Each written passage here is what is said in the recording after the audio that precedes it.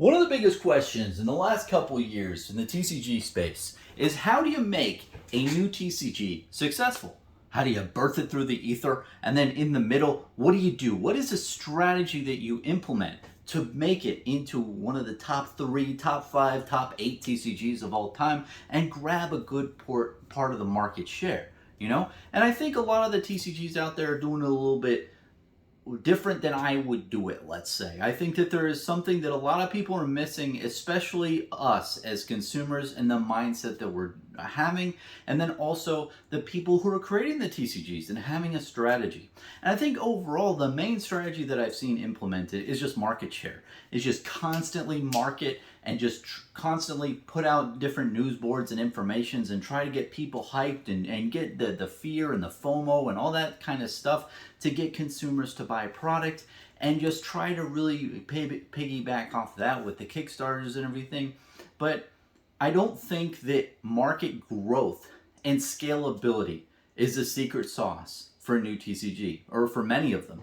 I think for many of them, especially for the game type that they are, and the type of atmosphere in the game that doesn't appeal to everyone, I think the better solution and or strategy, I will say, for these TCGs shouldn't be market growth. It should be continuity. And I want to put a phrase out there for you. I think that the strategy should be a more mom and pops TCG. And that is the term that I'm going to have during this video. And what I mean by mom and pops TCG is it's like any other small business out there. Like, I go to this really awesome Colombian restaurant up in the mid Florida region, and man, they make some great food. And it's just a family-owned business. Everyone's nice, and the food is amazing. And it is always packed to the brim. You can barely get into the frickin' place, and you have to wait a long time. But when you get that food, man, oh, it's so good. And it's amazing. And you might wonder, like, okay, why doesn't this business scale? They have a lot of people. They have a market share in the Orlando area with people getting food from their business. But the problem is, when you scale your business, there's a lot of more expenses that you incur. So right now, they're a nice restaurant out here in Florida, right? If they have a second location, well, that's another lease that you have to pay. That's more employees that you have to pay, and they're outside your family now. So it might get dicey of if they don't turn into work, or if they start stealing from you. There's a lot of different expenses you have to incur out there in the restaurant industry, especially if you want to scale and grow your business. Same with the TCG space. I mean, when you get into shipping costs, shipping overseas, or hiring different people in your organization, or getting more artwork, for instance, there's a lot of more expenses and things that you have to incur to become a industry TCG. What I am defining as a mom and pops TCG is really a company who just says, hey, we are delivering a nice gaming experience with really beautiful art and card work, right? Card artwork, right? And they really deliver that whole package, but the print run and print sizes, as you can imagine, is reduced significantly, maybe to 1,000 to 10,000 box range. And they specifically say, hey, this is the most amount of boxes that we will ever print of a set. And they print to demand, or print to scale, or what have you. But I think it would even be best if they said, hey, we're only going to print 3,000 boxes of each set. But lo and behold, like, the whole point of the whole mom and pop TCG is you state off the bat, this is what we're going to do. We have no intention of scaling. And I think that type of perception of people, consumers, and the industry isn't out there yet. Now, this does not exist. This is a futuristic type of example, type of verbiage that I'm using here. Mom and pop TCG. When you hear that term, the perception in your neural cortex is, okay, this is just the family-owned business with print sizes reduced because it's only in a localized area. Like, maybe it's in the southeast of the United States, maybe it's in the west coast of the United States, or maybe it's only in Italy, or it's in a certain region. It's region locked, and it's done like that for a reason, because when you scale outside globally, there's a lot of extra costs that are associated for doing that. So essentially what I'm saying is, okay, it's a localized business with a low amount of print run for sure. You're not going to print any more of a set after it's done printing. You might print other reprint sets after that that have, cards that are less foily and everything, like Flesh and Blood, but you reprint it in another set with a different artwork and everything like that. So you maintain the collectability. And I really want to kind of go into a couple talking points based on this. But again, perception is everything in life, guys. I've said this many times over. And I think that the big thing here is mom and pop TCGs are definitely a thing that I think that we're going to see in the future. I think in this current time period, people are realizing that there's a lot of TCGs that come and go, and they have zero substance. Like, it is fucking like, if you dig down past the dirt, you dig 5 feet down and there's a giant cavern. It has there's no form or substance or continuity to any of these TCGs. And I think that if I was a new TCG company out there right now, I'd focus more on continuity and being a mom and pops type shop. So let me kind of go into the whole thing here with it, right? I have a couple talking points. So the biggest thing that a mom and pop TCG can do is have expense reduction. So that means you're gonna have to do a lot of things internally. And while I'm talking to these talking points, I want to shout out a little bit a really cool guy that I talked to recently. His name is Matt Burks. He has previously done Atlas TCG, and Holocene is the Kickstarter he's doing now. I'll put a link down below. I'm supporting him. I think he's a very interesting individual, and he's a nice guy. And I think that one of these days, I don't know what project he's going to do, but it's going to do really well. And I think he's got the mind to be one of these mom and pop TCGs, and that's why I wanted to talk about him now. So expense reduction. So you have artwork, right? You need to do the artwork internally. You can't contract out artwork because, dude, it's expensive as hell. And I think either, somebody in the internal mom and pop type of, employee, having maybe less than, like at least 3 employees, maybe one more, 3 or 4 employees for a mom and pop. It's got to be a very small amount of employees to actually run and be, you have continuity. I'd say two to really make it really lean. And that's what Matt Burks is. Him and his wife is making the recent one is Holocene, and Matt is an artist, so he does all of the artwork internally. Beautiful. Think about all of those hundreds and thousands of dollars you normally have to contract out for artwork. He just does it internally, and the agility is super fast. He can spit stuff out really fast, so that helps with expense reduction. Same with game design, game development. And Matt Burks also, he designs different the game and the mechanics and what have you, and all the things with the lore and the artwork intertwined, and having the game design really fit that feel. And you need to have that internally as well, obviously. So when you have the game design and you have the artwork fused together, you make really a finished product of playing cards and a game. So if that is all done internally by 1 or 2 people, imagine the expense reduction versus having someone else contracted for the art, maybe someone else help for the game design. If you're all doing that internally, you don't have to use all the expenses. And the reason why you want to expense reduce is because the more you can reduce expenses, the more you increase profits in a way. The more you increase your continuity. Basically, there's 2 things that you can handle as a business. It's your expenses and your income. Well, if your game isn't very palatable to larger markets like Pokemon or Yu-Gi-Oh or Magic, right? And you have artwork and a type of feel like Matt Burks, which is more of like a sci-fi-esque, like post-apocalyptic theme, which I really like. If you're in a market type like that, you need to be more of a mom and pops because your income is going to be lower. You're not going to be able to get that market share of a larger demographic because you don't have as many people you don't have as much market to really grab, if that makes sense. So expense reduction is really paramount in that. So I've talked about internal artwork, same with the game design and development. And then also what I said earlier is the shipment, right? Normally shipping costs are just ridiculous. If you look at the TCG industry, shipping stuff overseas with freight, and then also shipping things even in the continental U.S. or any country, man, shipping adds up. It's a lot of money. So if you keep your game regional, right, region locked in like a certain amount of states or what have you, and maybe you only work with one game store or, you know, that has an online presence, of course, and the online presence of that local game store can be global, that's fine. But when you're a game company, you're only selling to people locally. You don't focus on selling outward. Let that be handled by the game stores or the one or two distros that you work with. But honestly, I think you could just go right to game store.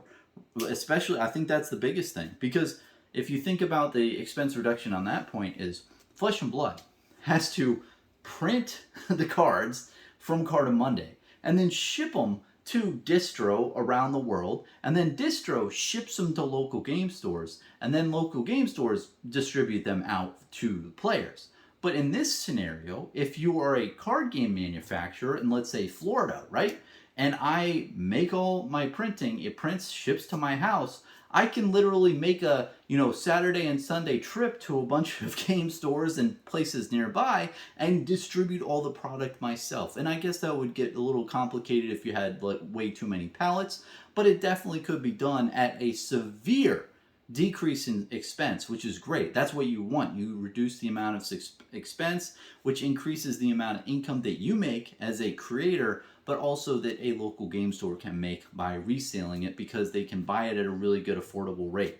Now, I do notice that when you print in a lower quantity, like let's say 1,000, 2,000 boxes, that is going to be a lot more costly than printing, oh, let's say 100,000 booster boxes. You know, there is economies of scale to this where you do save a lot of expense by printing en masse. I'm not going to deny that fact, and that is very true.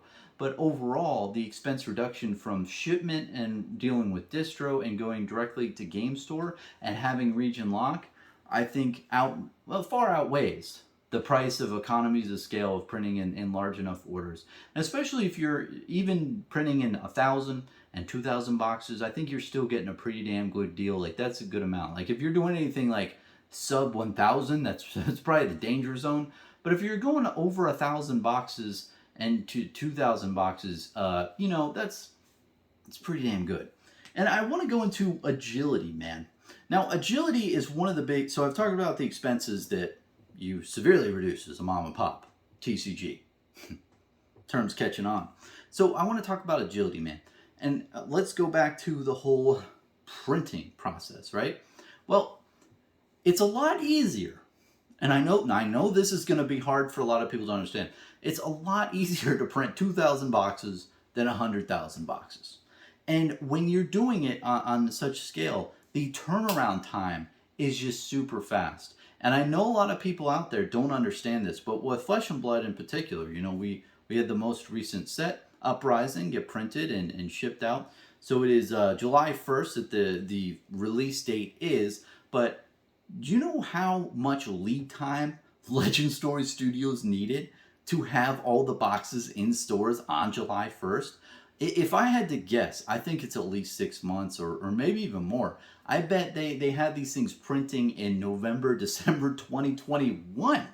And then in 2022, they finally got them every box printed, and then they had to ship them out all around the globe, and that whole process takes months, man. But when you're a local mom and pop TCG, that turnaround time can be a lot faster, especially if you're, if you work with the printing company and you have like a thing going. Printing boxes that is much faster, and since you're doing it in a local area, you don't have to worry about like time zones and customs and getting things to port and what have you. It's a lot easier. The agility is a lot faster. So agility is what I'm talking about. Same with internal artwork and game design. And my friend Matt Burks over here, I had a nice chat with him on my Drinking with Bronson podcast a couple maybe a week ago. I'll put a link down below to that, and I'll put a link down below to Holocene, his new Kickstarter. But he did this. He put my face on his body and had me be a war bear handler, which I thought was fucking hilarious. Very nice of him to put me in the game. Hopefully it comes out. I'd love to have some rainbow foil war bear handler and make a bear handling deck. be be too much. But my point is, he sent me this picture one day after we talked, or maybe it was like 2 days after we talked. That is agility. He did not have to commission this artwork from somewhere else. He did not have to, go and spend money or do what have you. He just did what he loves to do, which is create art. And he did it on his iPad and he printed it up and he sent it to me. And I was like, dude, that's awesome. I love it. And ultimately, that's what I'm getting at, is agility is very important. Also, I've seen so many different people tell him like different things that he can do with this game in his Discord, and he like instantly does it. Like one person said, hey, it would be cool if you had like an affiliation type mapping, or oh, it'd be cool if you explain the card pictures and what each thing means, and you have like a card description, image and everything, right? And he did it in like 3 to 4 hours.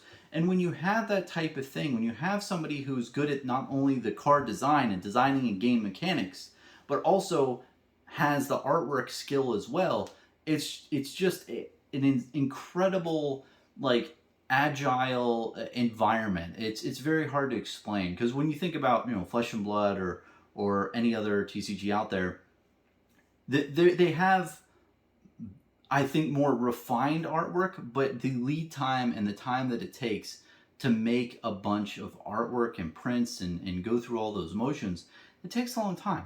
And when you're a mom and pop game store, I think agility is one of your biggest things that is good. Whatever that word is, pros or whatever. It's good that they have just agile movement through, and I'll explain it again, through making your card game, for shipping it out locally, for printing it, and also like designing artwork and what have you. It's just a really good blend of things. And I want to lead into probably the biggest thing that it does when you're a mom and pop TCG. It validates that you're making a short printed product and that you're not doing some shady shit where you're trying to make stuff that's falsely collectible, while making also a very collectible piece. I mean, if you're making only 2,000 boxes and you have some very rare card pulls, like 1 out of 50 boxes or 1 out of 60 boxes, it makes it highly collectible. And even though, some people can say, oh, well, they're just doing that to hype up demand. No, this is a mom and pop type of situation. They're printing booster boxes for the market share that they reasonably can expect, and that they want to foster and maintain a type of growth over, without like going too far. And I think that it really validates the product overall. And you might say, well, Bronson, if they only make 2,000 boxes, they can instantly be bought out. And I expected you would say that. I expect a lot of people would think that. But if you're only doing it regionally, and you have around, I don't know, 10 to 30 different game stores around you, you can have them hold pre-orders and make sure that they don't go into like one person's pocket, And ultimately, let's say they all sell out in like a week. Well, that means you can just make a new set. You can make a new set faster even. And like I said with the agility piece, because you are a mom and pop store, you can just grind it out. And with you also knowing, the faster that you make that new set, the faster that you get paid. And I think these mom and pop type TCGs could make, like, if you're running the numbers, let's say you make $20 per 2,000 boxes.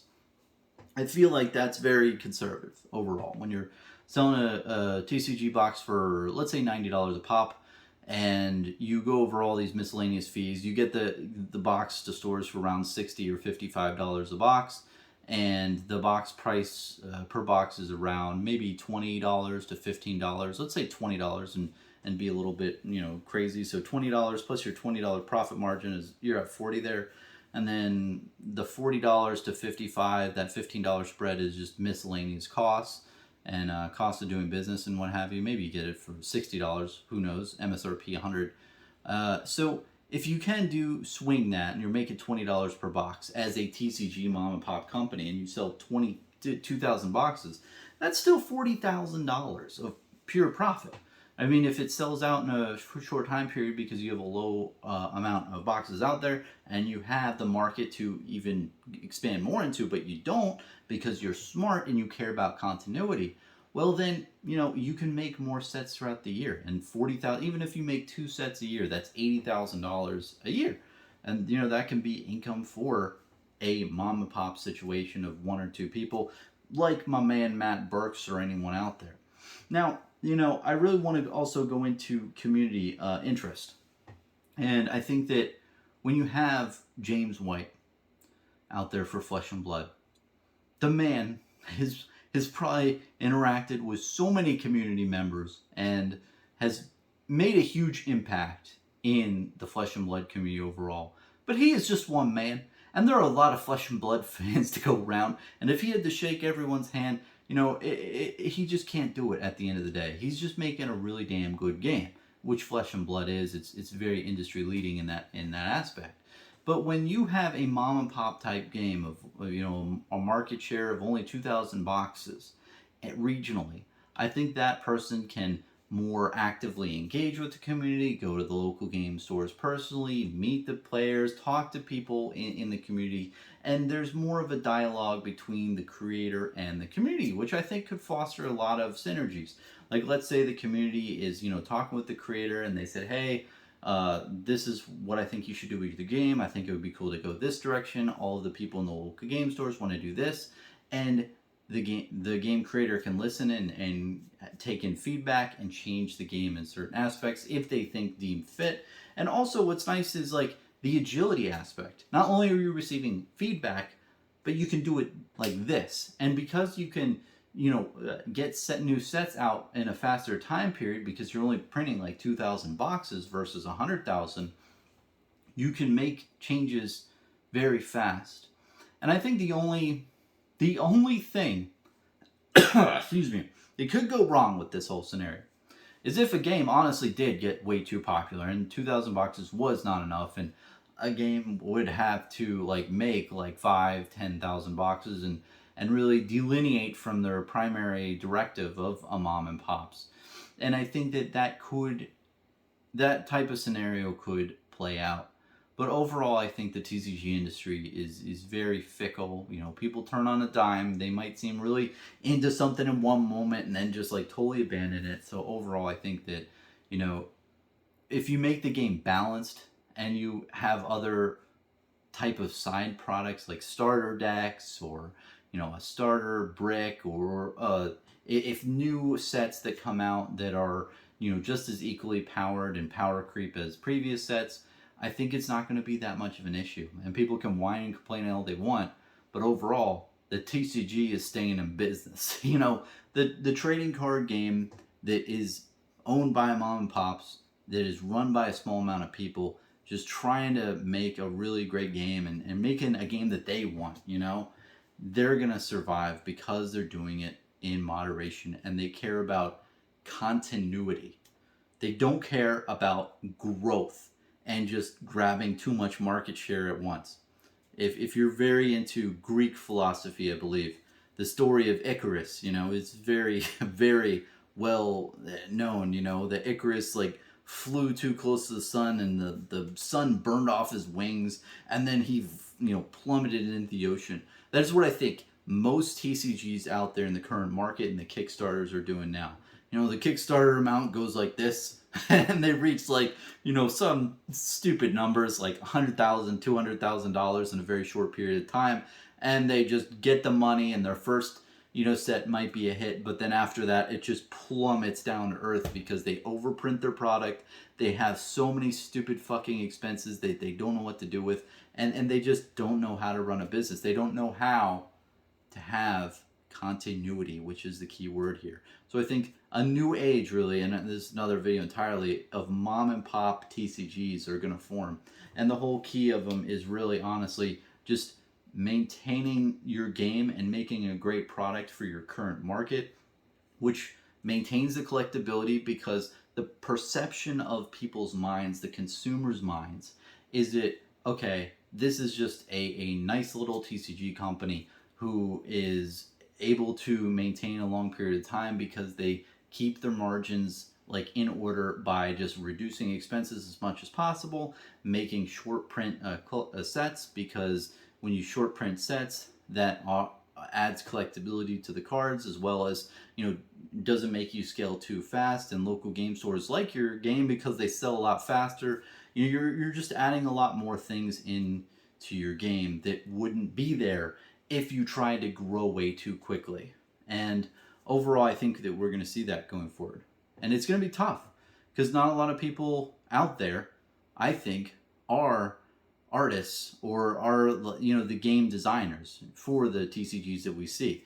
You know, I think a lot of them out there right now, this is going on a little rant, is they're mainly marketing people, and people who know how to commission type of marketing materials that make things look amazing and like the next big thing, and it makes the games look so much better than they actually are. And then if you read into the details, it's like gameplay TBD. You know, it's just a bunch of bullshit.